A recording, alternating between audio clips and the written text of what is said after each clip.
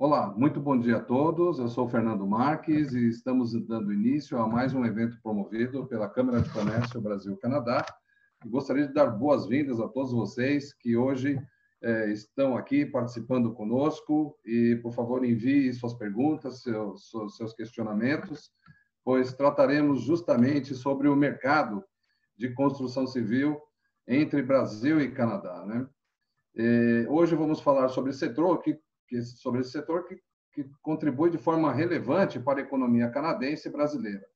As três indústrias componentes da energia, reparo e outros serviços da construção somam a principal parcela do setor no PIB dos dois países, né? E nessa edição, eu tenho aqui a honra e o prazer de receber três convidados especiais para debater conosco esse mercado.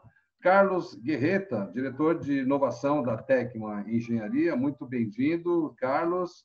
Temos aqui também Nicolau Theodorakis, CEO da NOA, muito bem-vindo pelo evento. E José Carlos Martins, presidente da CBIC, muito bem-vindo, presidente. Será uma honra compartilhar com vocês hoje esse bate-papo, essa discussão. Então, nós faremos aqui uma rodada de perguntas, o chat está aberto para que vocês que estão nos assistindo enviem suas perguntas e fiquem à vontade, pois hoje vamos tratar aí de um mercado que nós estamos realmente trabalhando, dando início e enxergamos como uma oportunidade relevante entre os dois países, não é? Eu gostaria de, antes de tudo, convidar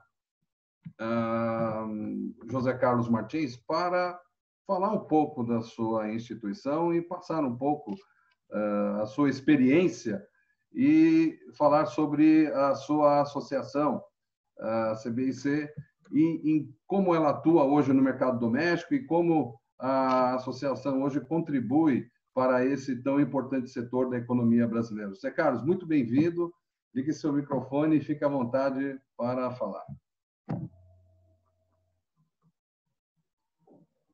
Seu microfone está desligado, José Carlos. Está mutado. Desculpe aí o inicial, mas bom dia a todos.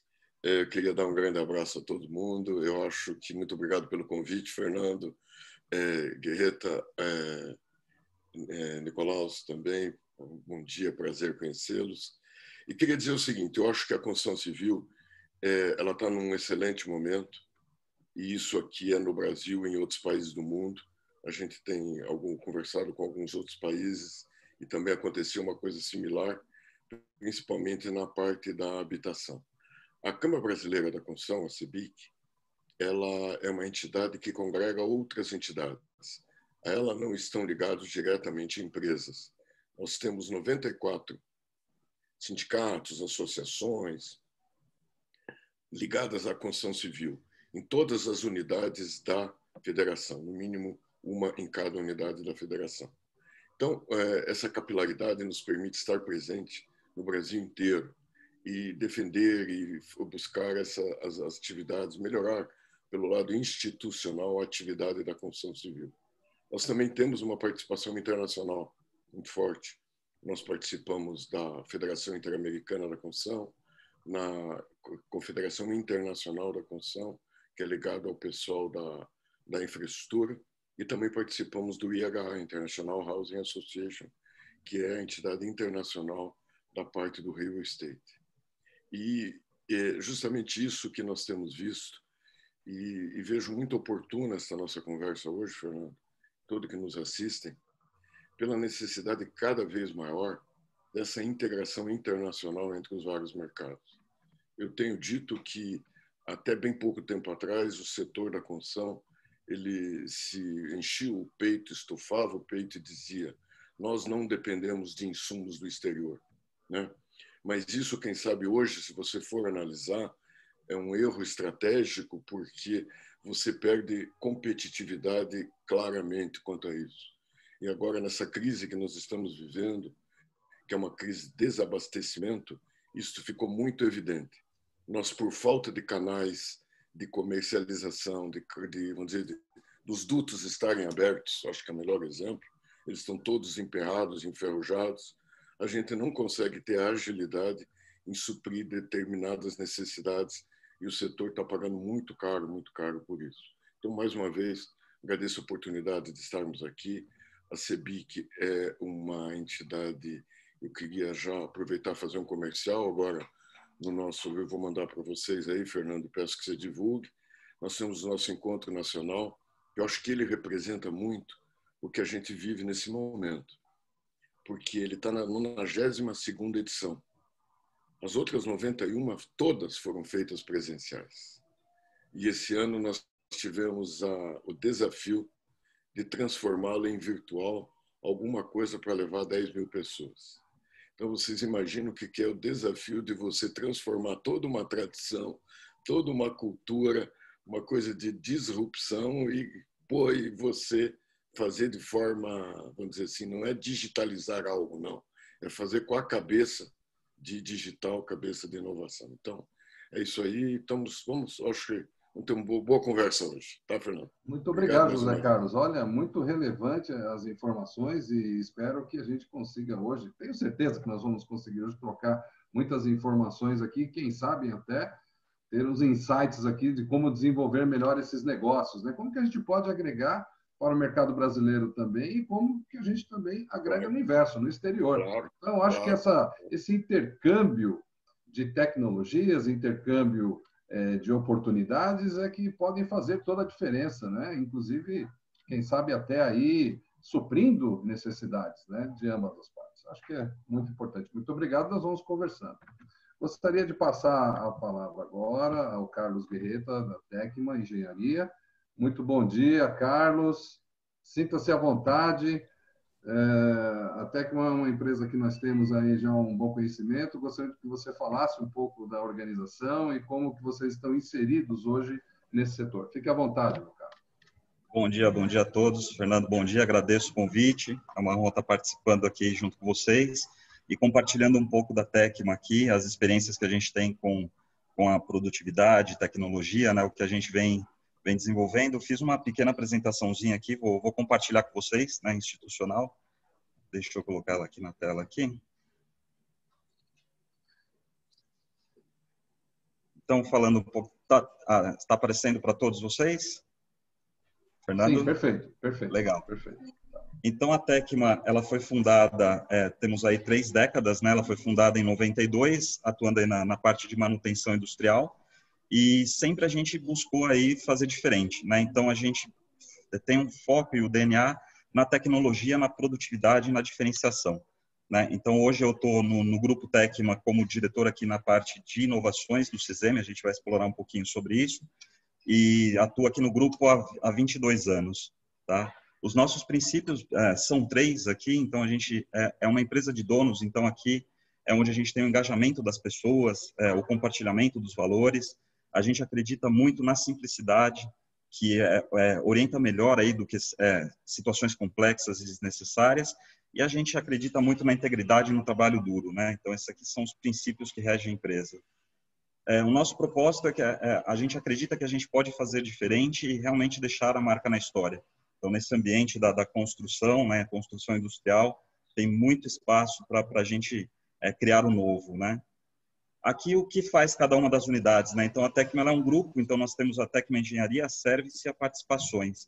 A engenharia ela é de construção industrial, então a gente faz montagem eletromecânica, instalações prediais, nos mais diversos segmentos aí, na indústria de manufatura, indústria pesada, edificações, energia, e aqui um pouquinho dos projetos aí que marcou a nossa história, né?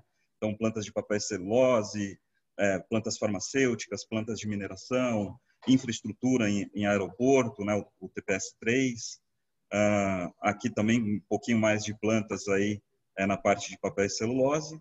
Na TKS, o nosso principal core é serviços industriais e manutenção industrial. Então, aqui a gente tem, né, projetos grandes aqui que a gente pode citar, por exemplo, a Olimpíadas, né, de 2016, toda a manutenção de energia e gestão de energia foi executada ali pela Tecma, e projetos aí, Embraer, Mercedes, metrô, aeroporto, então são projetos aí que envolvem também muita tecnologia e produtividade aqui na parte de manutenção, né? E aqui a participações que a gente fala sobre participações em PPPs, em concessões, enfim, aqui é um pouco mais aí abrangente para investimentos, né? E isso tudo ele se conecta em todos os elos eles são conectados em um ciclo completo. Então, desde da viabilização de um projeto até a sua modernização e manutenção, a gente atua como um grupo, né? E aqui somos nós uma empresa de donos, de pessoas, de tecnologia e de produtividade. Então, é isso aí, um breve overview e que seja muito bom aí o nosso bate-papo no dia de hoje.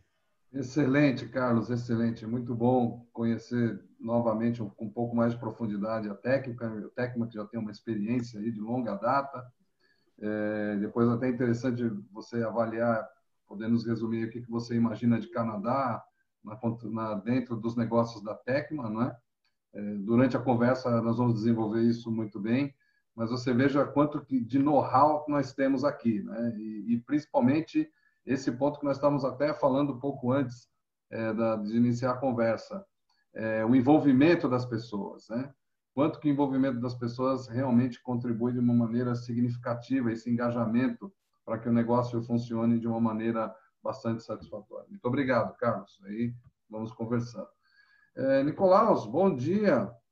Bom dia. Obrigado pela sua participação hoje e espero que a gente possa aí trocar bastante informação e tenhamos uma conversa excelente. Por favor, fale um pouco da sua empresa, do seu ramo de atuação e como que a sua empresa está inserida hoje no mercado. Bom dia. Primeiro, Fernando e Câmara Brasil-Canadá, muito obrigado pelo convite. É um prazer enorme aqui estar com essas feras aqui junto, podendo falar um pouco mais do nosso propósito, do nosso negócio e dessa relação que é uma fonte para a gente, que é uma relação Brasil-Canadá, que para nós daqui, no caso da NOA, é uma fonte, é um benchmark muito grande. A NOA é uma empresa que nasceu de um propósito bem definido, que é trazer sustentabilidade para o setor de construção civil. A gente se valida aí dessa experiência junto com os canadenses e quando você fala de construção civil, é importante a gente saber o impacto que a construção tem hoje nas emissões, na questão climática, nas emissões de gás carbônico no mundo, né? Entre construção e operação de prédios, o setor é responsável por praticamente 49% das emissões. Só na parte de construção representa 21% das emissões de gás carbônico e só de materiais são 11%. Então, quando você começa a pensar nesse fato, você precisa desconstruir muito do que a gente vem fazendo, né? A gente está aqui no ramo há muito tempo, para reconstruir tudo de novo. Então, a NOA tem esse propósito de desenvolver tecnologia de construção carbono negativo, que é algo muito forte, muito substancial para o efeito que a nossa indústria tem no impacto ao meio ambiente. E a gente tem desenvolvido isso aqui junto até com algumas empresas canadenses, com a ajuda até da Câmara, desenvolvendo toda essa cadeia produtiva de construções em madeira, tá? É importante comentar isso. A gente está trazendo os timber buildings para o Brasil. Isso tem um impacto muito grande, não só em termos de produto final, porque você traz um produto que é muito mais sustentável, carbono negativo, como eu comentei, mas também traz vários benefícios de user experience que nós brasileiros não estamos acostumados. Essa que é a verdade, né? A gente tem o mercado, enfim, vou dar o exemplo do canadense aqui por conta do nosso fórum, mas o Canadá está acostumado a viver e habitar espaços de madeira. E hoje a gente está introduzindo essa nova tecnologia aqui no Brasil. É importante comentar que essa tecnologia, que é o Cross-Laminated Timber, é um material, um elemento construtivo que é capaz de dar, é o único elemento que é sustentável, muito sustentável e estruturalmente eficiente ao mesmo tempo. Então, ele te permite edificar. Hoje a gente tem construções já de 19, 20 andares feitas. O Canadá já está desenvolvendo uma de 30 andares e tem vários exemplos importantes e interessantes que a gente pode, enfim, beber dessa água, né, dessa fonte. tem todo um impacto em cadeia produtiva, naturalmente, como eu disse, tem que desconstruir muito do nosso raciocínio para reconstruir uma nova dinâmica, uma nova forma de você olhar para o setor, sendo muito mais sustentável e muito mais preparado para os próximos anos, né? A gente tem aí uma expectativa de crescimento populacional de 40% nos próximos 20 anos, e a gente precisa estar preparado para receber essas pessoas de uma forma sustentável, que vão demandar mais casas, mais escritórios, enfim, mais espaços de convívio, que a gente está, acho que a indústria como um todo tem que ter essa consciência e estar preparada para encarar esse assunto. Naturalmente, junto com esse propósito, a gente embarca tecnologia de construção, ou seja, a madeira te permite a industrialização da construção, então a abordagem na construção é diferente. Você começa a abordar questões ligadas à industrialização, à construção modular, à construção off-site e montagem on-site. Então, isso traz um dinamismo muito diferente. A gente tem visto resultados muito importantes lá fora em termos de obras mais rápidas, obras mais baratas, obras mais eficientes, com muito menos desperdício e muito mais programática, né, vamos dizer assim. Então, esse é o nosso propósito aqui, trazer uma combinação de sustentabilidade e tecnologia de industrialização, de modo que a nossa ideia é contribuir mais para que a cadeia produtiva seja mais eficiente e mais sustentável. Deixa eu aproveitar. Muito obrigado, Nicolas. Até já aproveitando, vamos engatar aqui uma pergunta que acredito que tenha tudo a ver com o que você acabou de falar, né? Essa troca de tecnologias, enfim, é uma quebra de paradigma, pelo que você está falando, né? A gente tem que quebrar alguns paradigmas aqui e, quem sabe, também a gente consiga quebrar no exterior, né? Mas, por exemplo, existem alguns benchmarks canadenses que podem ser usados aqui no Brasil?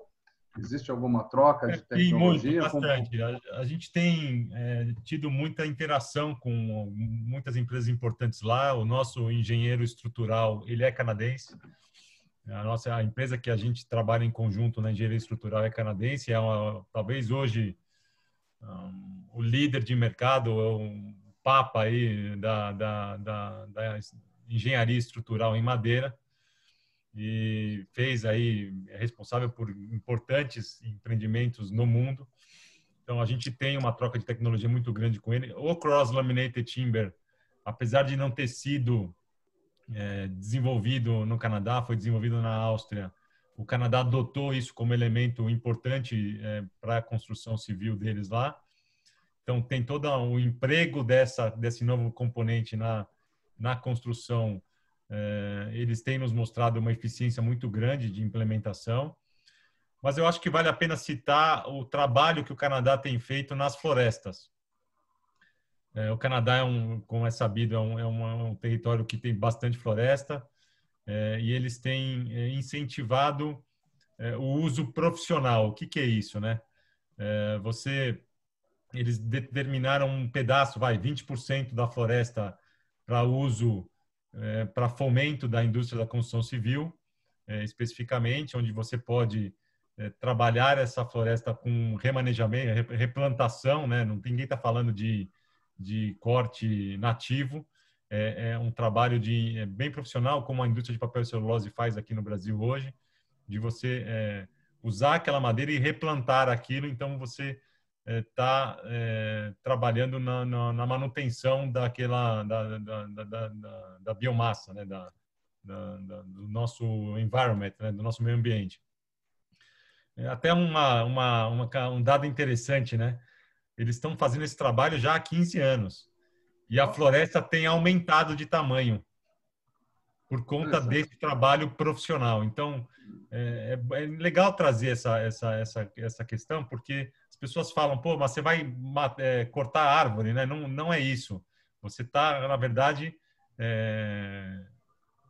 retirando aquela árvore, mas você está replantando, está refazendo todo aquele... Um reflorestamento, na verdade, né? Então, você tem todo um trabalho de preservação muito forte, muito mais profissional daquela floresta, enfim, daquele espaço, daquele ambiente. Então, isso é um aprendizado muito grande. O Brasil, naturalmente, pelas questões climáticas, tem uma vantagem competitiva muito grande. As nossas florestas crescem mais rápido.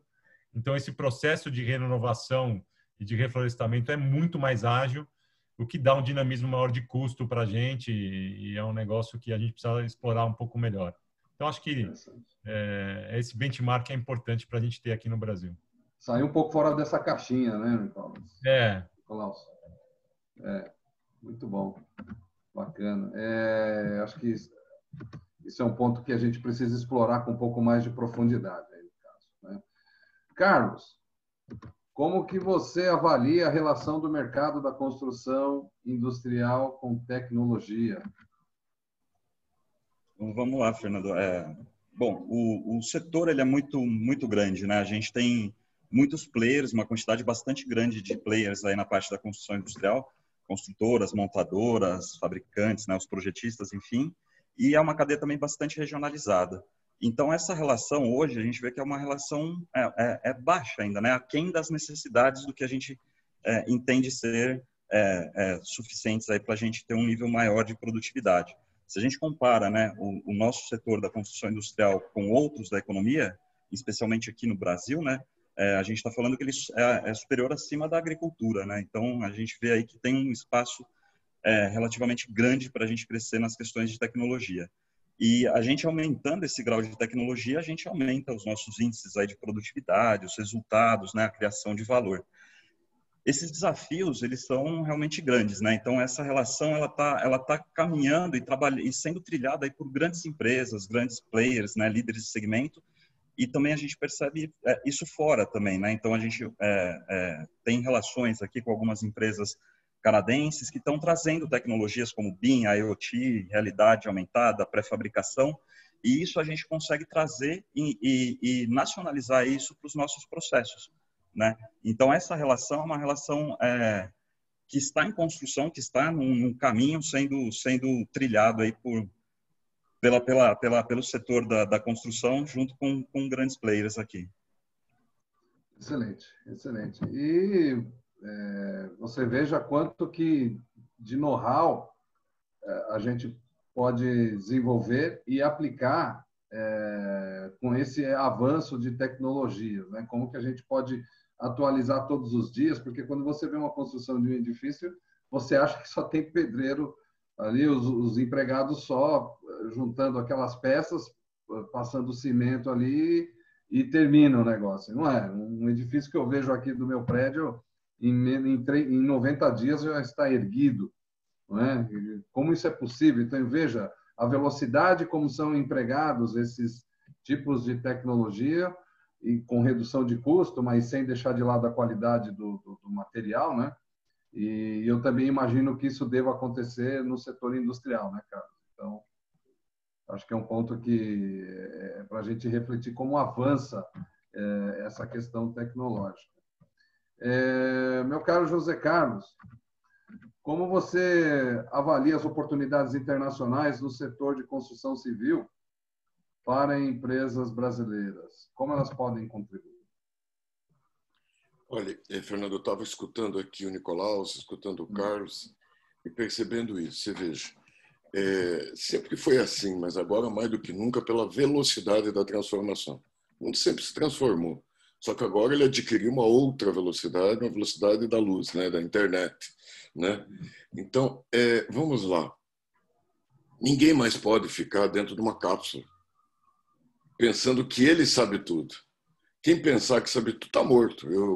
Essa semana eu tive uma definição do tipo de empresa, né? Tem as empresas rápidas e as que estão morrendo, né? Eu acho que são os dois tipos de empresas que existem. Então, esse intercâmbio é vital e a oportunidade surge disso, né? Esse relacionamento, esta busca de informações lá. O Nicolaus tem uma conversa lá. Estou vendo aqui o Carlos da Tecno. Por exemplo, nós dentro da CEBIC temos uma área específica que é das empresas industriais e corporativas, que é a nossa comissão de obras industriais e corporativas, que é presidida pelo Wilson, que é lá de Minas Gerais. Então, vou dizer, essas empresas estão diretamente ligadas. Esse intercâmbio, eu insisto nisso, sabe, Fernando, que a gente crie canais de intercomunicação entre as várias partes. Por exemplo, aqui, você veja uma visão do Carlos, do Nicolau, é uma visão da empresa. Nossa visão é uma visão institucional. Então, por exemplo, sempre que você vai fazer alguma coisa, bate na trave em alguma coisa. Tem um impedimento legal, tem um impedimento de... Eu tenho certeza que o Nicolau deve ter problema de aprovação do sistema construtivo dele, não é isso? O Carlos tem problema de alguma outra industrialização do processo, por causa da parte de tributação. Essa é a nossa praia. Nós estamos aqui como facilitadores e aproximadores dos interesses entre as empresas. Aquilo que você faz na Câmara, nós fazemos uma Câmara aqui também, nós fazemos a mesma coisa de defesa dos interesses e de aproximação. Então, eu vejo a oportunidade, nem quero citar uma, duas ou três, porque elas são muitas. Você falou aí de sistema construtivo, sabe, Nicolau, madeira. Eu venho do Sul, nasci no Rio Grande do Sul, eu me criei em casa de madeira. Para mim é a coisa mais normal do mundo. Agora você chega no pedaço do Brasil para frente, já não é normal. Entendeu? Então, vamos dizer, são coisas desse tipo que são culturais, mas que eu acho que é através dessa ligação entre a institucionalidade e a empresa é que você consegue ter o resultado. Eu vou dar um exemplo muito típico para vocês. Agora, nessa crise, nós estamos passando por um seríssimo desabastecimento do aço, do cimento, do PVC, entendeu? Um monte de coisa desse tipo. Aí fomos atrás e a gente começou a descobrir coisas inacreditáveis de casca de banana que foram colocadas ao longo do tempo. Aí o que acontece? Daí você junta numa mesa as empresas, elas te dizem que precisa ser feito. E a gente entra como instituição azeitando esse caminho entre aquilo que vocês sofrem do problema. Então, mas resumindo, aproxima, surge a oportunidade. Porque você vai ver a tua carência, de repente alguém resolve, a carência de alguém você de repente resolve. Então, primeiro, esse intercâmbio, essa conversa, essa busca, esse diálogo, esse network é muito, muito importante. Aí, naturalmente, surgem problemas, empecilhos, que nós, na institucionalidade, estamos aqui à disposição para ajudá-los daquilo, né, do que a gente está fazendo aqui. Tenho certeza absoluta que muito da tecnologia do Canadá ele é aplicado aqui. O Canadá, o Nicolas falou aí do problema de florestas, de um monte de coisa desse tipo, assim como nós. O brasileiro, por exemplo, ontem eu até falei há pouco para vocês, mas a gente estava fazendo um briefing de uma pessoa que vai vir, a Charlene Lee, que vem fazer uma palestra no nosso encontro, e ela estava dizendo vamos dizer assim, da fama internacional, da criatividade, da disrupção do líder brasileiro. Ela usou até o nome de líder, né? Do líder brasileiro. E, poxa, é bem isso. Isso acho que a gente pode emprestar ao mundo, porque as nossas dificuldades nos fizeram aprender a como lidar com essas coisas. Então, nós temos uma coisa de improviso do lado de cá, vamos dizer, de criar soluções para problemas muito importantes. Então, eu acho que este intercâmbio que a gente tem que incrementar, tá, Fernando? Aproximar, criar fóruns, buscar canais. E aquilo, a construção está sendo vital e será cada dia mais vital. Porque, vamos dizer, a própria pandemia trouxe isso. A própria pandemia trouxe isso para dentro. A pandemia disse assim, você gastou menos com o consumo por impulso, invista na sua casa. Essa foi uma grande mensagem que chegou da pandemia. Exatamente. E dentro desse raciocínio, José Carlos, que você acabou de colocar, eu gostaria depois, daqui a pouco, quando você voltar a responder uma próxima pergunta, mas eu quero deixar uma pergunta aqui para você e para a Câmara Brasileira de Indústrias de Construção. Você falou sobre o Sul, né? Que as construções são de madeira. Então, você pega Rio Grande do Sul, Santa Catarina e Paraná. Até ali na fronteira, ali na divisa com o estado de São Paulo, tem ainda alguma construção de madeira. Tem um pouco da cultura sulista, né? E quando começa a passar pelo Sudeste, outros países, outros estados, no Norte é um tipo de cultura, de tipo de construção, porque você tem ali construções no meio da floresta amazônica, você tem construções no Nordeste, etc. Mas isso me remete a uma pergunta que eu acho que é relevante a gente buscar responder depois.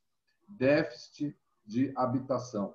como esse mercado ele pode ser melhor trabalhado, porque entra eleição, sai eleição, a gente sempre fala em habitação, segurança e saúde, né? Sempre essas mesmas esses mesmos clichês que são utilizados. E a gente vê, sim, um déficit de habitação. Então, eu gostaria que depois você voltasse a falar um pouquinho mais sobre isso. Quais projetos vocês estão desenvolvendo e principalmente, como isso pode ser desenvolvido a partir de agora, né? Porque as pessoas estão, na maior parte do tempo, em casa, a casa virou escritório, a casa virou academia. Então, imagina que até o tipo de construção, não sei, mas existem apartamentos já que parecem com tudo menos casa, né? Devido a essas adaptações. Acho que é interessante a gente voltar nesse tema daqui a pouco, José Carlos, tá bom? Muito bem. Eu gostaria de voltar aqui, falar com o Nicolau sobre a especialização de mão de obra e formação de profissionais da construção no regime CLT. Como é que ele é feito, Nicolau? Como é que isso se dá hoje em dia, principalmente com os avanços em relação ao trabalho, né? Por favor, importante. Legal. Acho que vou até pegar o gancho que o José Carlos comentou sobre a transformação que a indústria está passando no Brasil, né? A gente está passando por um processo de industrialização. Várias empresas têm tido iniciativas nesse sentido de trazer tecnologia de modo a otimizar os processos de construção através da industrialização. Tem algumas empresas fazendo essa iniciativa aqui. E é natural que isso traz uma abordagem diferente na questão da mão de obra, né? Você está tirando pessoas do canteiro e colocando em unidades fabris para produzir os prédios em fábrica e montar. Então, esse já é um processo diferente. Quando você fala desse processo diferente, você tem várias questões tributárias, como o José Carlos comentou lá no começo, mas também você tem uma questão de qualificação de mão de obra. Você precisa trazer outros elementos para que o profissional esteja qualificado para fazer essa abordagem diferente. Quando você trabalha com Cross-Laminated Timber, que é o CLT que a gente chama, você trabalha com um elemento que é mais flexível em termos de indústria e te traz necessidades de capacitações diferentes. Então, esse é um trabalho que também nós estamos olhando para o canadense como um benchmark. Eles têm um trabalho de profissionalização mais avançado, eles estão na frente, né? Como eu comentei antes. Por exemplo, vou dar um exemplo aqui interessante. Eles montaram uma universidade de design de madeira. Então, você está formando profissionais, arquitetos e designers, com um olhar específico para o futuro da construção, como eles enxergam, que é o futuro das edificações mais sustentáveis em madeira. Então, acho que cabe a nós aqui, junto até com a CEBIC, que acho que tem um papel fundamental nesse assunto, trabalhar na qualificação e trazer mais qualificação, mais conhecimento e mais conteúdo para que as pessoas se qualifiquem mais para novos elementos, como a madeira, por exemplo. Excelente. E já complementando, como que esses benefícios são identificados no CLT no Canadá, por exemplo, né? Como vocês podem ter esse mesmo resultado aqui no Brasil, independente dessas características? Veja, o resultado é você ter edifícios carbono negativo, muito mais sustentáveis, muito mais condizente com o futuro de nós como nação, né? Como população. Acho que cada um tem que começar a ter uma consciência diferente com relação ao nosso impacto ao meio ambiente, não só nas nossas ações em casa, mas também no nosso ofício, né? No nosso trabalho, nas nossas empresas, enfim. E acho que cada um tem a sua parcela de responsabilidade sobre esse assunto. Então, eu acho que a tecnologia em si, a construção desse componente do CLT, do Cross-Laminated Timber, é um componente que traz muito dessa sustentabilidade. E a capacidade da gente poder construir isso aqui no Brasil, tem já empresas fazendo isso aqui no Brasil. Então, enfim, é um insumo interessante, já disponível aqui para o Brasil. a nossa capacidade de edificar, de trazer essa engenharia, essa tecnologia de engenharia para cá, nos qualifica também a poder trazer esse produto, que é um produto muito diferente. É um produto que, como eu falei, é muito sustentável, mas também traz vários benefícios para o usuário. Traz um melhor bem-estar, enfim, tem vários estudos com relação a cognitivos, né? Que as pessoas ficam mais abertas quando estão mais em contato com a natureza. E quando você faz edifícios em madeira, o Cross-Laminated Timber é o nosso veículo, né? Quando você faz isso, você está trazendo a natureza para dentro da cidade. E essa relação do ser humano com a natureza, ela propicia várias questões psicológicas. Nossa, quando você está em contato com a natureza, você está muito mais leve, você está mais aberto, né? Então, isso tudo estimula várias outras coisas. No caso de empreendimentos corporativos, estimula, por exemplo, mais inovação, estimula mais criatividade, estimula mais relação interpessoal. Então, já tem estudos lá fora mostrando que até a produtividade das pessoas é maior. É interessante, né? Porque você traz um novo elemento, um negócio que muda a forma como a gente encara os nossos espaços de trabalho e de convívio. É até não é bem uma pergunta, mas aqui uma solicitação do Marlon Braga, que nos assiste, Nicolaus.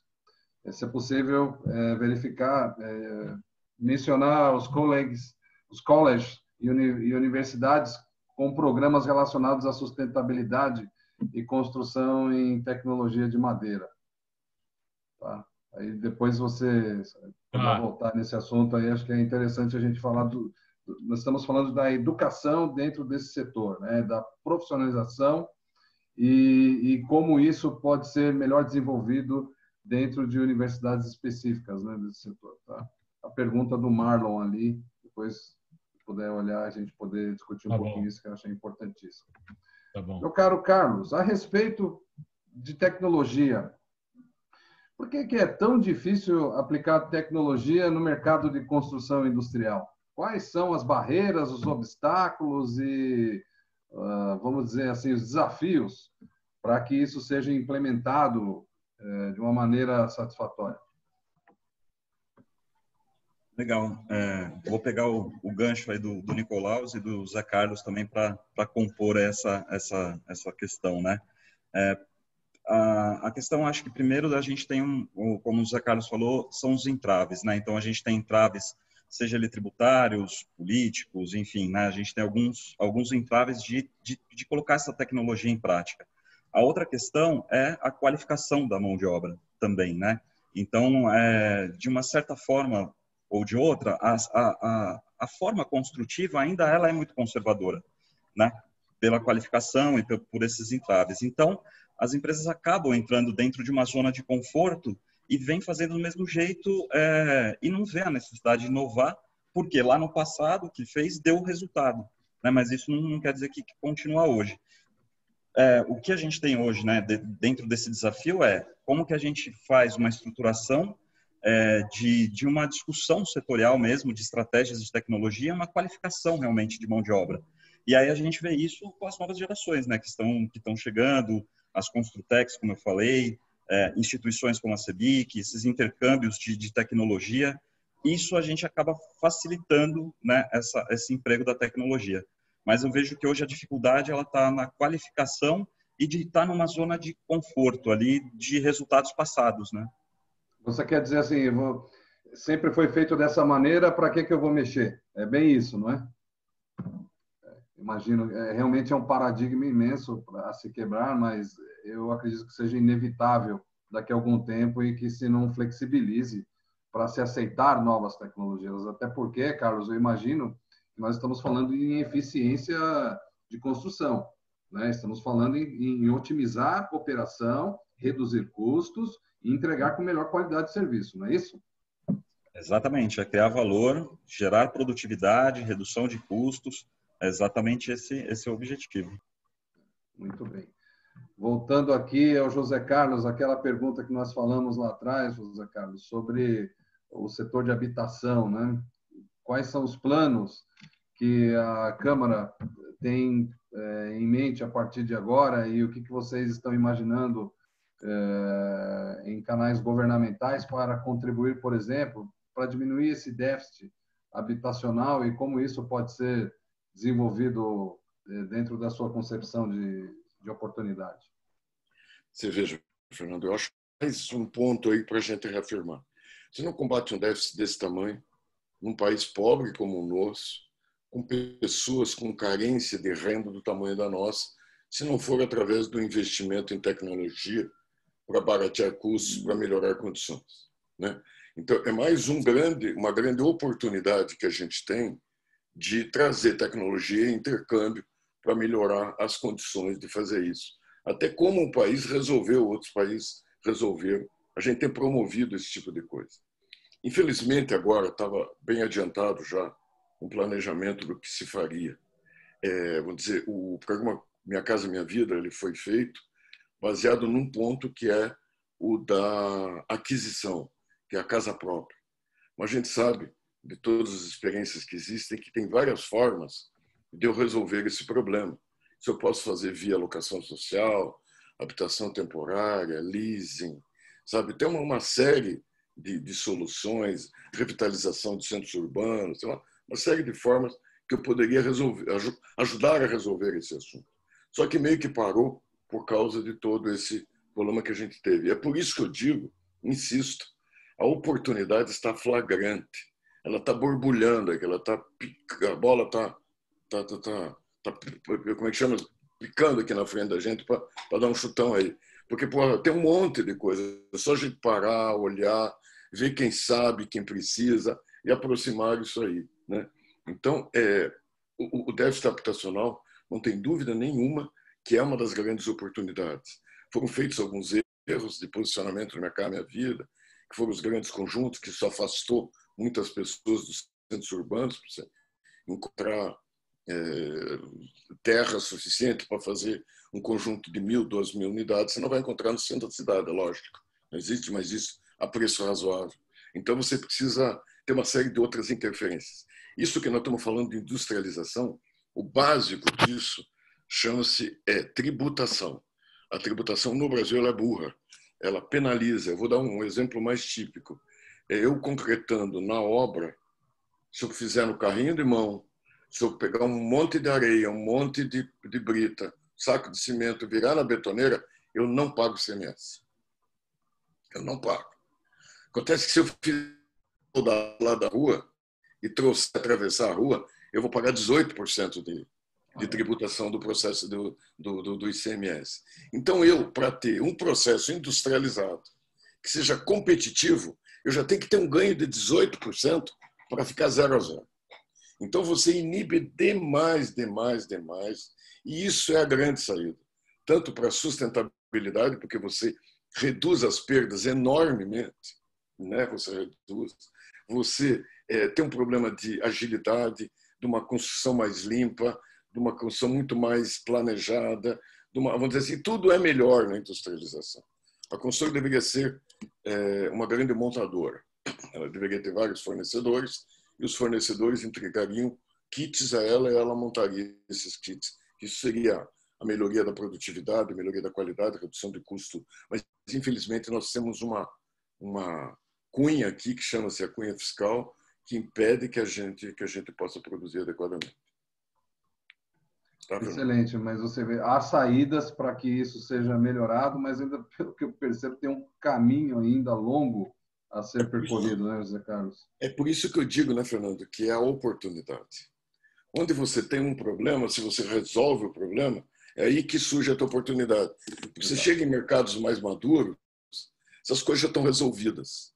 Então, a tua possibilidade de ganho, ela existe, mas ela é passinho a passinho, né? Despacio a despacio, né? Então, vou dizer, diferente de uma situação como o Brasil. Eu estava ontem falando aqui, o que eu quero dizer assim, ontem eu estava falando aqui com o secretário de Desenvolvimento Econômico de Brasília, e ele me contando que por causa de um trecho de 500 metros que tinha uma discussão ambiental de uma pista, o Porto Seco de Brasília não funciona, ele está parado há 20 anos. Então vocês vejam, qual é o país que fazendo uma pista de 500 metros ganha um Porto Seco interligando 3 modais. Não tem isso, é louco. Então, ou seja, você tem tanta coisa que pode ser feita e que como investimento, como ideia, como, né? Então que a gente está cheio de problema. Esse cheio de problema eu vejo de outra forma. Nós somos cheios de oportunidades. Eu estava ouvindo ontem uma entrevista do atual prefeito Bruno Covas sobre a gestão de algumas empresas e o que eles devem deixar, por exemplo, de administrar diretamente. Parques, autódromo de Interlagos, etc. Inclusive o próprio Mercadão Municipal aqui em São Paulo, né? Veja que se quebrar uma escada rolante do Mercadão Municipal, ele tem que licitar. Imagina, isso tem que ser consertado para ontem. Imagina você ter que esperar uma licitação para poder consertar, substituir, fazer manutenção num ambiente que é público, que tem alto fluxo de pessoas e você não pode fazer nada por conta desses entraves, porque alguém do setor governamental está por trás do processo, né? Então, é só um paralelo de como as coisas precisam ser destravadas, né? Como as coisas precisam ser bem divididas aí, né? Viu, Fernando? Eu dou um exemplo numérico. Até 2008, o tipo de habitação de interesse social que hoje é feito agora Casa Verde e Amarela, que era o Minha Casa Minha Vida, ele era feito 80% de forma informal. Tá? Era informal, 80% desse produto. Aí é o seguinte, tinha um programa chamado FINIS, Fundo Nacional de Habitação e Interesse Social, que era feito via setor público com setor público. Em 2008, teve uma disponibilidade de 1,350 bilhão. Eles conseguiram utilizar 300 milhões. Então era mentira que era falta de recurso. Porque tinha um valor e eles não conseguiram utilizar o total. No ano de 2009, já foi contratado 4 bi. Chegou em 2014 em 24 bi. Ou seja, aquilo que era 300 virou 24 bi. Certo? Por quê? Porque o setor público ele tem que planejar, ele tem que regular. Essa é a função do setor público. O setor público é muito ruim de fazer. Ele não tem que fazer nada.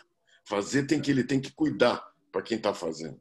Sabe? Então, esse é o exemplo mais óbvio. Porra, você tinha um investimento totalmente desprezível, né?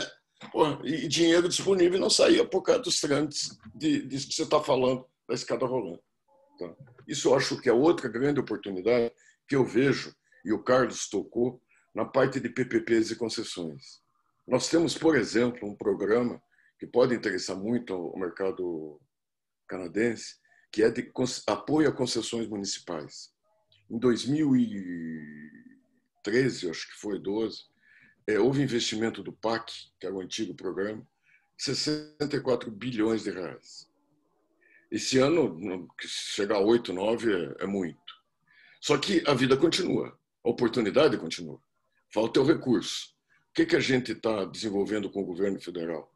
Um grande programa que o governo federal apoie tecnicamente as prefeituras a fazerem as suas concessões.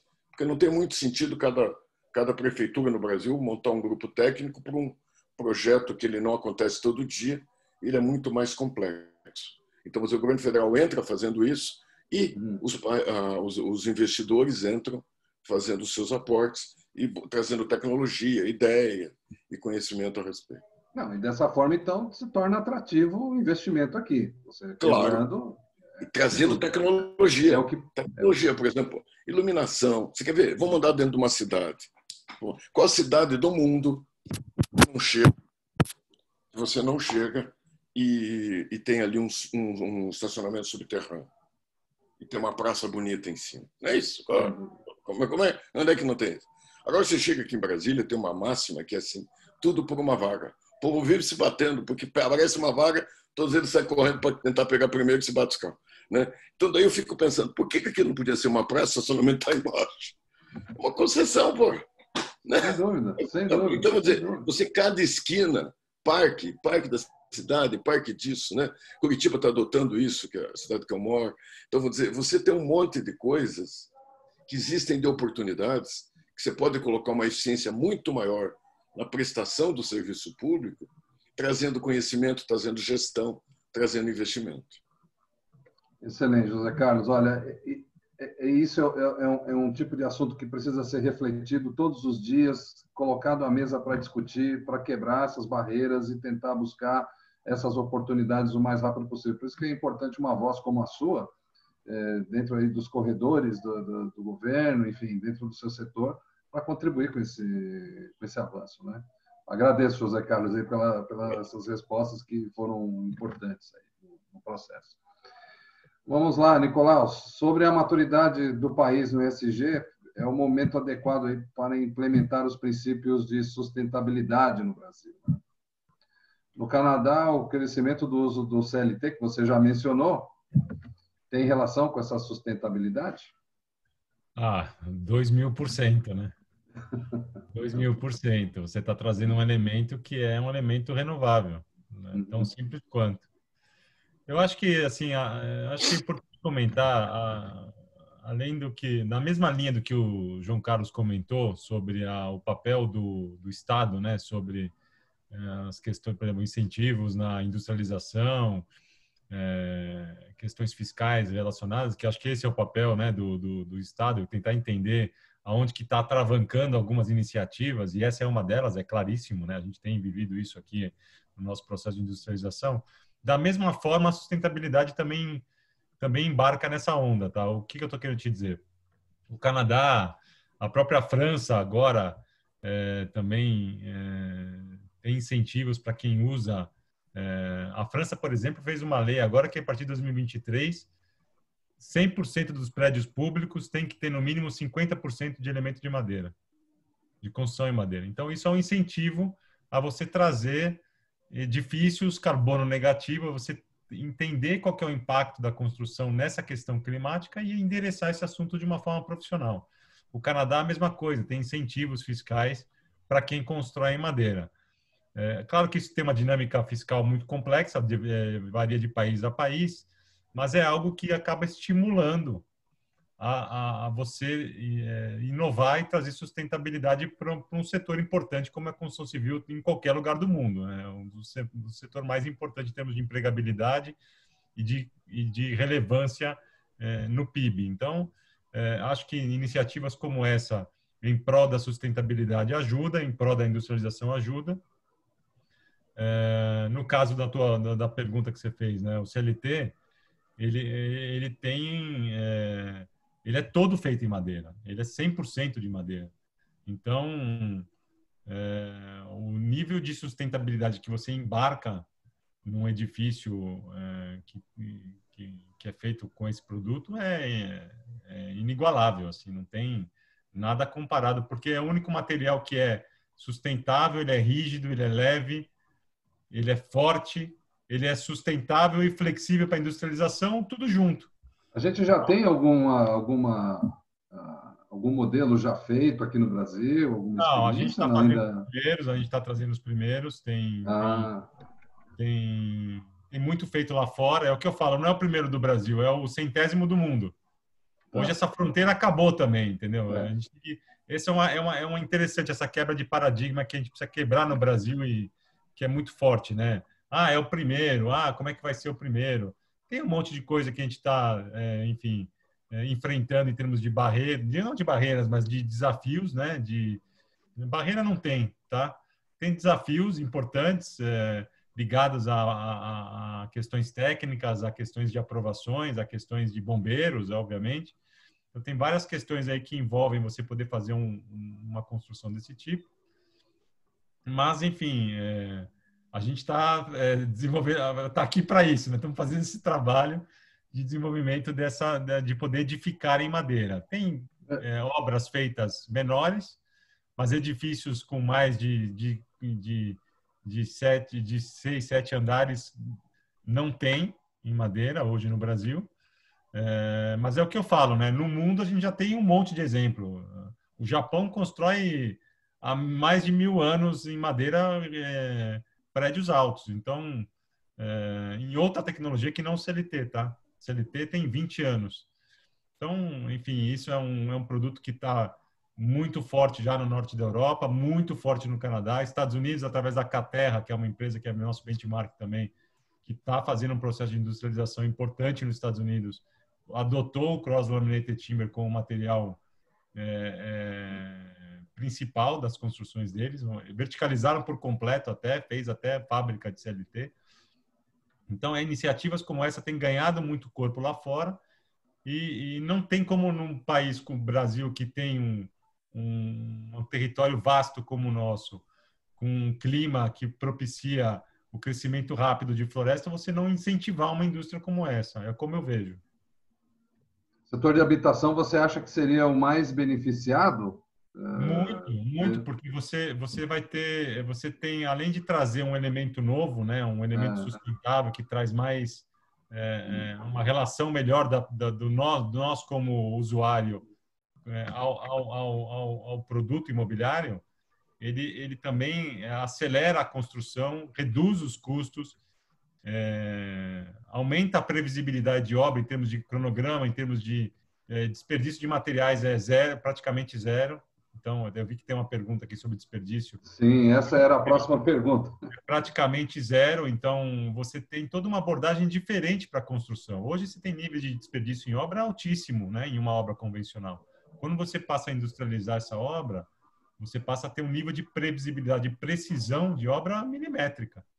Então é uma outra abordagem, uma abordagem muito mais profissional. Claro que tem esses entraves aí, que acho que a gente tem que endereçar aqui como setor, como o José Carlos comentou, a questão tributária.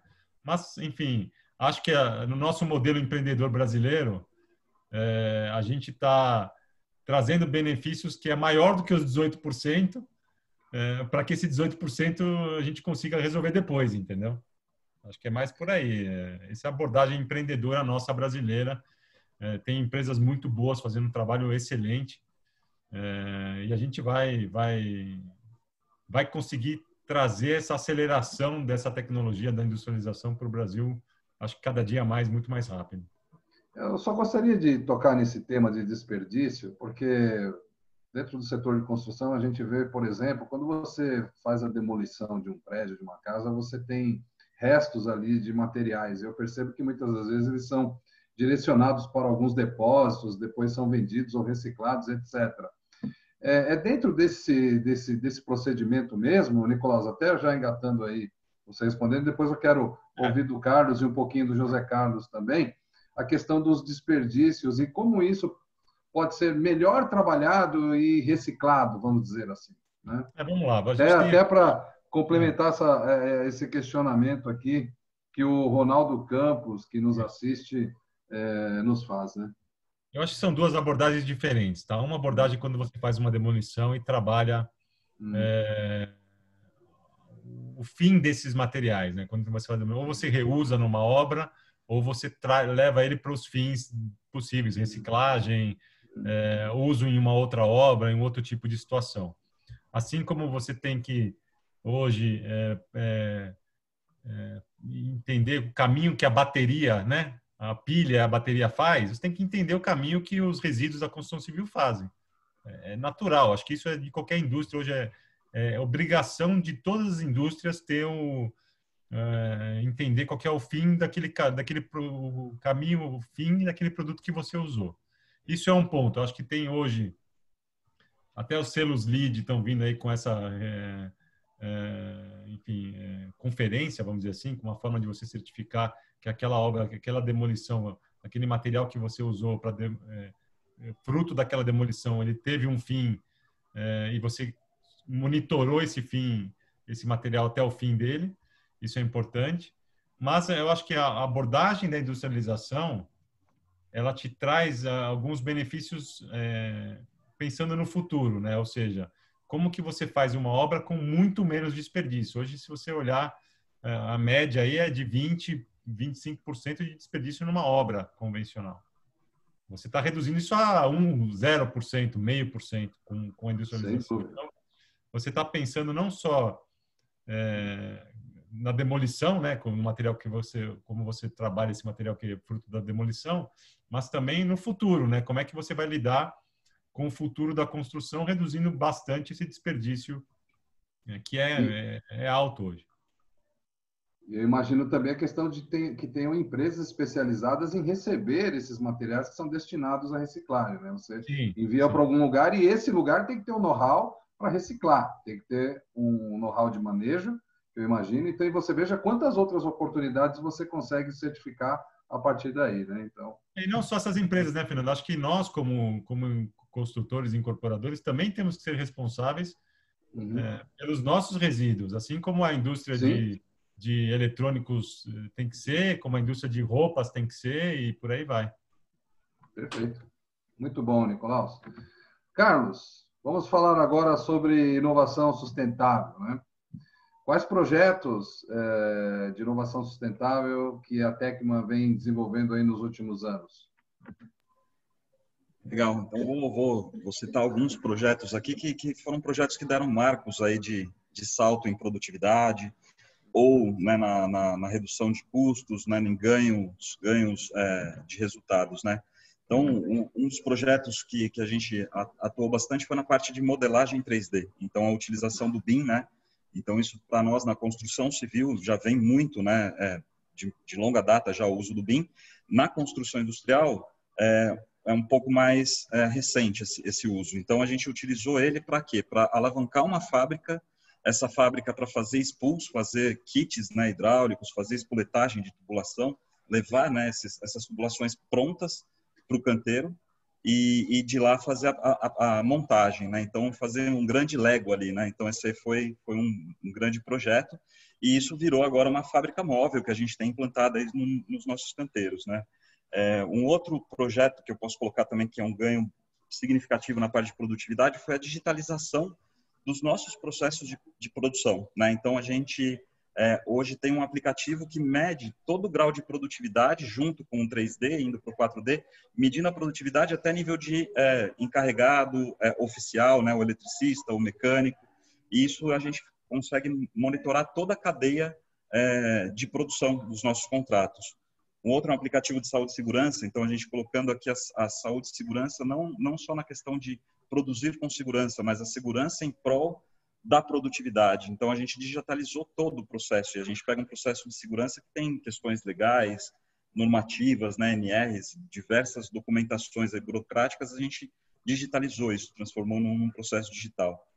A mesma coisa aqui para back-office, né? Então a gente fala aí de back-office, automação dos processos. Então colocar RPA, né? A parte de colocar o RP ou o software para trabalhar por você.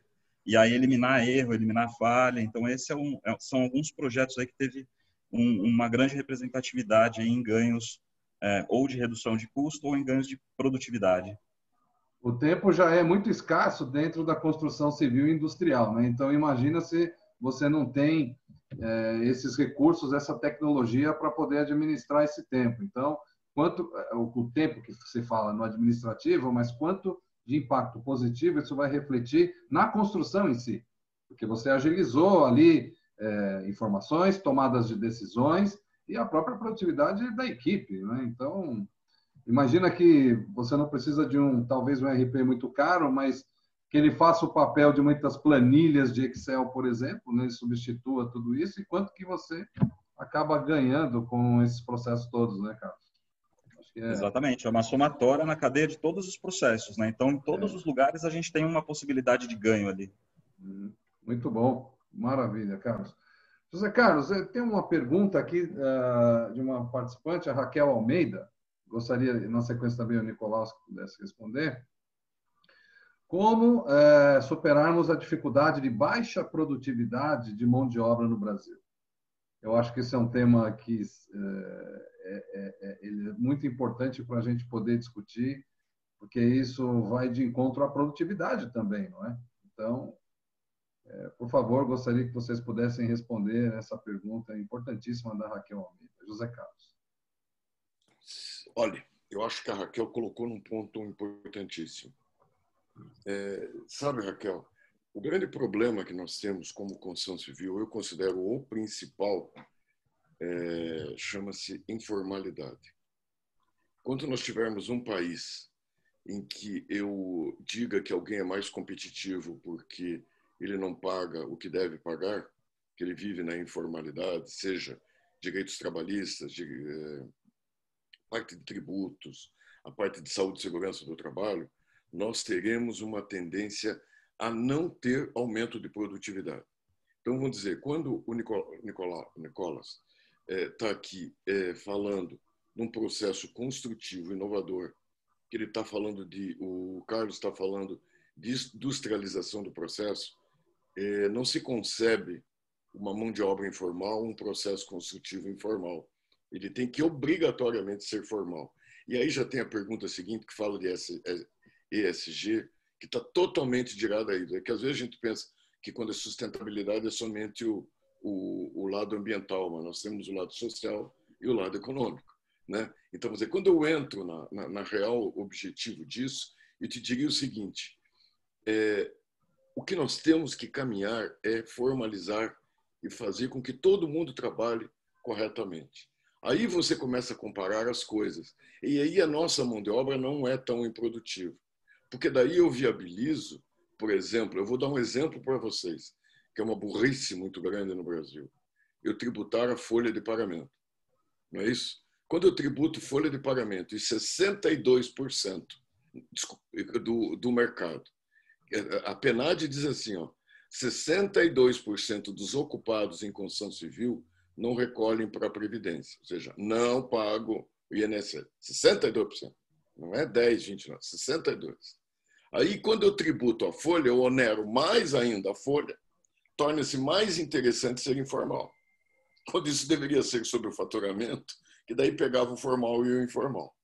Sabe? Então, isto então, vamos dizer, hoje, você acaba tendo um estímulo, um desestímulo, vamos dizer, a capacitação, coisa desse tipo, porque é muito mais fácil. Você concorre com alguém ali que é totalmente informal. Eu acredito demais que sistemas construtivos inovadores, que processo de industrialização reverte isso totalmente. A gente tem que atacar o quê? Uma é na área de tributos, outra na área da oneração sobre a folha, que é um outro lado também que a gente tem que cuidar. E eu acho, um outro ponto também, que eu queria só entrar num fato aqui dessa parte de sustentabilidade, que pessoalmente é um ponto que eu gosto demais como cidadão mesmo. E eu vejo o seguinte, né, Nicolas? É uma estrutura de madeira, não é nada mais do que CO2 empacotado, né? Não é isso?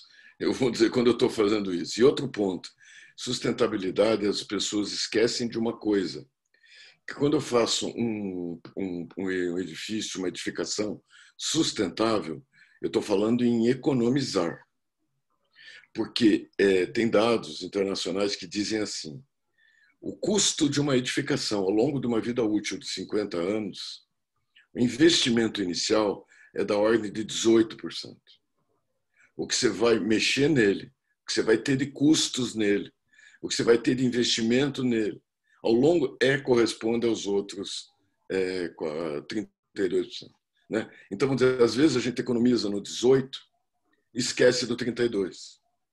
Certo? Então, vou dizer, você acaba gastando muito, muito mais ao longo da tua vida útil, porque ninguém calcula ao longo da sua vida útil. Né? Então, isso eu acho que é um outro ponto, que tudo isso precisaria ver. É muito fácil eu ir lá comprar uma casa que foi feita informal, que está torta, que vai ter infiltração logo em seguida, que comprou um material de terceira categoria, que não sei o quê. Pô, eu vou pagar isso ao longo da vida.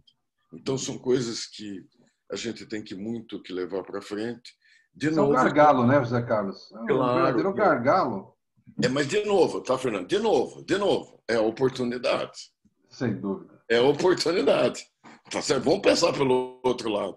Vamos aí, vamos brigar com o governo, tem reforma tributária, todo mundo junto, vamos lá para dentro e vamos dizer, não, porra, não onera a folha. Vamos tirar dali, porra, vamos botar lá no outro canto. Né? Que a gente tem uma briga atual aí sobre isso. Aproveitando, você já chegou a ter conversações com o Paulo Guedes, com a equipe econômica deles, ou alguma coisa nesse sentido, ou não? Ou sabe se tem alguma coisa? Não, sobre o que você fala? O Paulo Guedes, sobre essa questão da questão da oneração da mão de obra e Não, ele é parceiro nosso de todos os sentidos. Nós temos uma reunião regular a cada 2 meses com ele e a equipe econômica. Agora, sexta-feira, por acaso, nós vamos ter de novo. Né? Então, é um ponto que a gente está levando o tempo todo. Ele defende, por exemplo, alguma coisa que ainda bem que aqui eu estou com o computador na frente, mas pessoalmente eu defendo, que infelizmente demonizaram, que é tal da contribuição sobre movimentação financeira.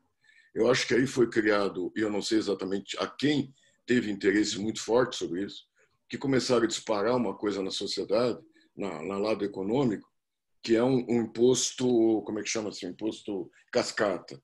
Nada mais em cascata do que folha de pagamento. Tem uma atividade do processo que não tem, no mínimo, um pouquinho de folha de pagamento. Quando você tributa cada passo da folha de pagamento, você incorpora no passo seguinte imposto, e é um imposto em cascata muito grande, porque ele paga sobre o outro, sobre o outro, sobre o outro, sobre o outro. Agora vai criar o IVA, que vai tributar duplamente, porque o imposto não gera crédito. E ao não gerar crédito, ele é tributado, se for 30%, você tributa a folha em 20% e mais 30% em cima do 20%. Porque aquilo, como não agrega e você pagou, você paga duplamente. Então, é uma burrice muito grande para um país como o nosso não discutir uma outra troca de base, porque não adianta, a conta tem que fechar. Então, se você tem que pagar uma conta de tanto, essa conta de tanto, ou você tira da forma atual, ou se você for desonerar alguém, você tem que subir o imposto. Ninguém quer.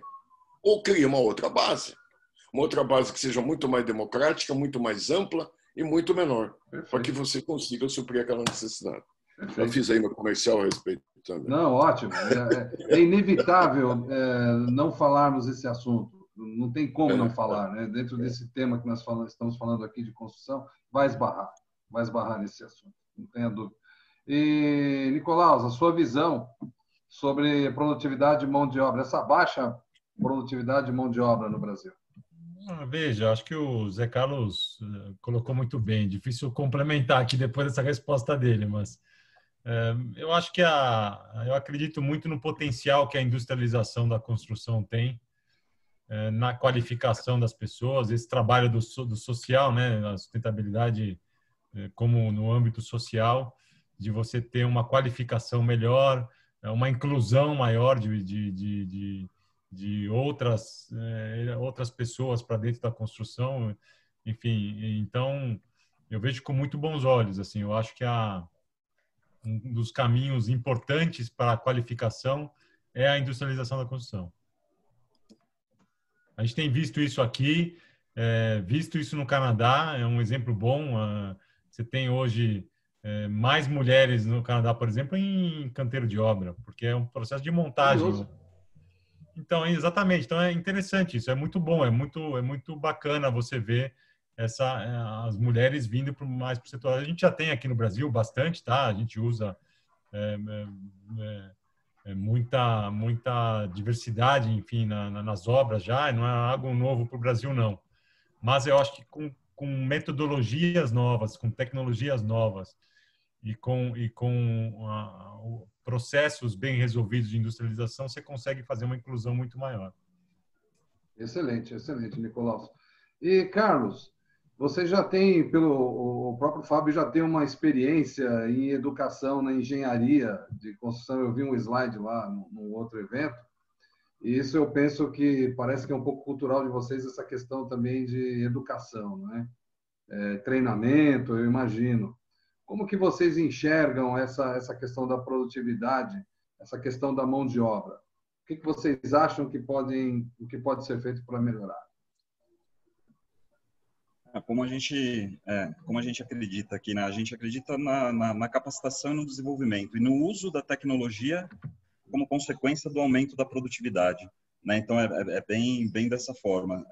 Conforme a gente resolve as questões tecnológicas e resolve as questões de processos, a gente qualifica e gera valor, né? E essa geração de valor ele é distribuído dentro de toda a cadeia. E com isso a gente consegue evoluir os nossos profissionais. Então, se a gente pega hoje e faz um comparativo, né, de nível de produção daqui com o nível de produção internacional, a gente tem aí 5 a 6 vezes uma produtividade maior fora do que aqui. Com as industrializações que a gente fez nesses projetos, por exemplo, nos projetos de spools da fábrica, a gente conseguiu triplicar os nossos índices de produtividade. Então, qualificando as pessoas, aplicando as tecnologias, como consequência, o aumento da produtividade, né? Então, é bem nesse caminho aí que a gente enxerga e acredita no aumento dessa produção. Perfeito, excelente. Esse é um tema que sempre vamos ter que esbarrar, a questão do treinamento e da educação do nosso colaborador, né? Principalmente no setor aqui da construção. Mas eu queria voltar ao José Carlos, sobre um tema que é importante, José Carlos, sobre serviços de tecnologia, né? Como é que você enxerga possibilidades internacionais para serviços de tecnologias aqui no Brasil? Como que elas podem agregar valor ao mercado de construção civil no Brasil? Quais são os déficits? Seu microfone está do outro lado. Vou deixar aqui. Eu vejo, assim, a oportunidade imensa. E por que, de novo? Porque nós temos que passar por transformações muito grandes brevemente. Nós vamos ter uma demanda de déficit, nós temos uma demanda industrial, nós temos uma demanda muito grande que vai surgir. Só que a renda das pessoas, às vezes as pessoas confundem um pouco. A gente, quando teve aquele boom anterior, ali de 2007 a 2012, por aí, 2011, nós tivemos uma conjunção de aumento expressivo na renda média das pessoas, nós tivemos uma redução de taxa de juros e nós tivemos uma ampliação de prazo. Isso deu uma capacidade de compra às pessoas imensa para elas adquirirem. Porque onde que está a capacidade de compra delas? Está na prestação. Elas têm um limite, que é X% da sua renda, que elas vão comprar.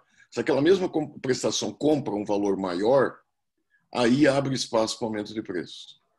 Só que agora, nesse momento, você não vai ter isso. Porque a prestação, vamos dizer, o prazo, eu vou dar um número para vocês, 2003 era 7 anos a média no Brasil, era 7 anos no Brasil. Ninguém passava disso. A taxa de juro era um absurdo, porque você tinha um problema de judicialização muito alto. Então você tinha uma série de componentes que eram ruins. Aí você foi para 30 anos, você reduziu a taxa de juros, hoje aí tem fundo de garantia por 5,5%, né? Você tem com o IPCA, você tem uma série de taxas de juros muito inferiores. Então houve esse acréscimo de poder de compra, agora não tem. Então só tem um jeito de você suprir esse mercado, o mercado tem, que é reduzindo, vamos dizer, fazendo caber o teu produto no bolso das pessoas. Não tem outro jeito que eu veja sobre isso aí, né? Então, tecnologia é básica. A transformação que a gente está tendo, vou dar um exemplo para vocês, pandemia. São Paulo, no mês de abril e maio desse ano, ele vendeu o equivalente a 60% do que vendeu em abril e maio de 2019. Só que, final de março, os plantões físicos fecharam. E aí eles vieram reabrir começo de julho. Sabe o que aconteceu nesse período? Só venda digital. As empresas que tinham se tocado que a venda digital era a forma de vender, saíram lá na frente. As nossas pesquisas são muito claras. Quando você abre, quem tinha canais já em teste, que estava começando a trabalhar com tecnologia mais avançada, eles explodiram. Os outros ficaram.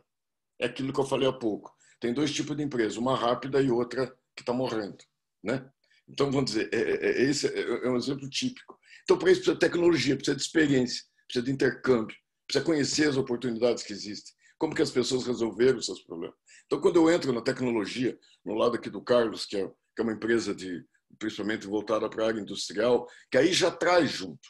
Mas agora você pensa, às vezes a gente fica pensando em São Paulo, mas peraí, olha o interior desse Brasil.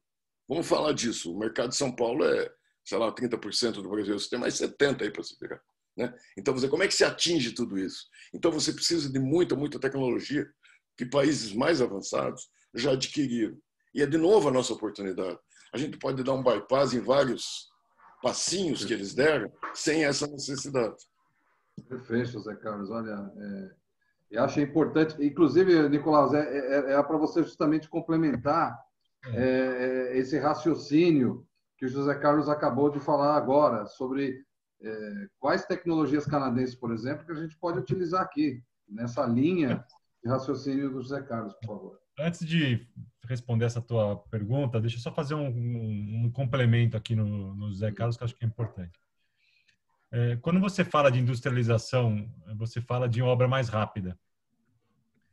Quando você fala de obra mais rápida, para o residencial, como é que você faz que grande parte da venda é a capacidade de poupança do comprador? É exatamente o que o José Carlos está falando. Hoje você tem lá um período de obra, que é um período que é bom para o comprador ir pagando aos poucos, porque cabe no bolso dele. Quando você encurta esse tempo de obra, como é que você faz para caber no bolso do consumidor final, né? Então, esse acho que é um dos pontos importantes que acho que a gente tem que abordar. Acho que, talvez, eu não sei se o José Carlos vai concordar comigo, mas o trabalho, por exemplo, de um crédito associativo, né, que é o crédito onde o banco financia o usuário final desde o começo, e não só nas chaves do empreendimento, é uma das soluções, porque o banco já financia há 30 anos para o cliente e a incorporadora recebe do banco conforme a evolução da obra. Para o banco é mais segurança, porque para o banco você tem uma obra mais rápida, então o produto está pronto mais rápido, é uma segurança para o banco. Para o usuário final é bom, porque ele continua no mesmo prazo de 30 anos. E para a construtora é bom, para a incorporadora é bom, porque ele também, o ciclo dele é mais curto. Então, eu acho que pode ser uma saída, tem vários, talvez o José Carlos possa falar melhor sobre essa evolução do mercado de financiamento normal para o financiamento associativo. Mas, enfim, esse é um ponto importante, porque você está trabalhando um processo mais ágil, mais célere, num mercado com menos capacidade de poupança. A renda das pessoas diminuiu, né, com as crises que a gente tem vivido. Então, eu acho que esse é um ponto importante para ser abordado. Agora, em termos de tecnologia,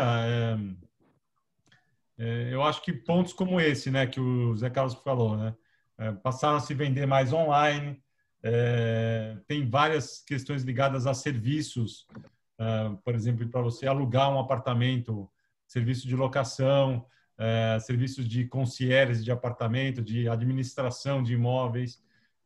Várias coisas têm sido feitas e trazidas para o mercado brasileiro de uma forma muito boa, né? Com muita qualidade. O setor de construção civil, naturalmente no mundo, ele é um setor mais lento para iniciar a adoção de novas tecnologias, mas ele, quando adota, ele é mais rápido de implementação, porque você envolve muita gente.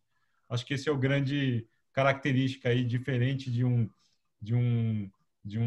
uma tecnologia puramente digital, sei lá, um Google, um Facebook, que é um outro tipo de mercado. E você, no mercado de construção, você tem muito o digital com o físico, né? Essa complementaridade, se funciona bem, ela é muito célere e muito boa para todos nós. Excelente, Nicolau. Acho que esse intercâmbio de tecnologia vai fazer a diferença. Pois não, Zé Carlos, temos... Deixa eu falar o que o Nicolau falou. Você veja que coisa interessante, Nicolau. O que você falou? E você tocou no ponto. É engraçado como a gente tem problemas estruturais que acabam impactando diretamente o nosso processo construtivo. Olha o que o Nicolau falou. Como as pessoas não têm capacidade de poupança para pagar à vista a entrada, o banco financia 80%, porque se ele financia mais do que 80%, ele tem que provisionar no balanço dele mais por causa do risco, que aumenta muito por causa do LTV. Então, ele acaba financiando 80%, você tem que receber 20%. Então, o que você faz? Você alarga o prazo de construção para dar tempo da pessoa te pagar. É mais ou menos isso que o Nicolau está falando. Então, o que nós estamos trabalhando, Nicolau? Da seguinte forma, de você permitir, dentro da alienação fiduciária, que é o processo de garantia que a gente tem hoje, uma segunda hipoteca. Você veja, como você, através de um aspecto legal, você resolve um problema construtivo, que não tem nada a ver uma coisa com outra. E o teu sistema vai entrar muito melhor. Por quê? Eu posso fazer 2 financiamentos para ele. Eu digo ao banco que financiou a ele que eu recebi os 20%, pego aquele recebível, entrego para um fundo. a gente está montando uns FDICs aí, tá certo? Que você entra e entrega aquele recebível do 20% para esse banco, você acaba recebendo, na boa. Só que o banco tem a garantia porque é uma segunda hipoteca. Entendeu? Então, são coisas desse tipo que a gente acaba resolvendo um problema que tem a ver com financiamento, com capacidade de compra e com esse lado até de tecnológico que a gente... Isso quem sempre bateu foi o seu Otto, né? O seu Otto que eu gosto muito, e o seu Otto sempre bateu nesse aspecto que a gente tem um processo construtivo que penaliza a industrialização por causa desse delay que a gente tem que ter aqui para a pessoa poder te pagar a entrada. Excelente. Meus caros convidados, nós já não temos mais tempo. Gostaria de passar a palavra ao Carlos, né? Só para complementar essa questão da tecnologia e também fazer as suas considerações finais, porque o nosso tempo já está terminando e a gente teria aqui mais 2 horas de assunto, mas realmente o nosso tempo já se limita. Carlos, por favor, as suas considerações finais e o que você gostaria, por favor, de deixar como mensagem. Legal. Então, primeiro de considerações, a gente falou bastante aqui sobre as inovações e inovação sustentável, né? Então, para nós, a inovação, né, o sustentável é que a gente não tolera desperdícios, seja desperdícios de recursos naturais, recursos humanos e do tempo, né? Isso é bastante importante. Priorizar novos processos e ser simples. E um ponto importante nisso tudo é que a tecnologia, ela é o meio, ela não é o fim, né? Então, o fim é quando a gente consegue gerar valor superior com essa tecnologia, meio na questão da escolha e consequência, né? Então, a gente escolhe a tecnologia, como consequência, a gente vai ter produtividade, a gente vai ter reduções de custos e gerar um valor superior. E aí sim a gente distribui, né, esse valor para toda a cadeia, para os nossos colaboradores, que a gente vai criar uma condição de evolução social maior, seja em salários, seja em capacitação e qualificação, nos nossos fornecedores, nos nossos clientes e para a empresa mesmo, né? Que aí isso se sustenta todo esse modelo e fecha esse ciclo, né? E como consideração final, a gente tem que tentar o novo o tempo todo, né? Tem que estar antenado a todas as práticas, tem que ter intercâmbio, troca de experiências, aprender a conviver também com os erros, né? Isso faz parte aí da inovação e tirar proveito, né, das lições aprendidas e acreditar nas pessoas, né? As pessoas é que fazem mover e que faz a tecnologia ser implantada, que faz realmente essa geração de valor. Acho que esse é um fechamento mais em linhas gerais aqui.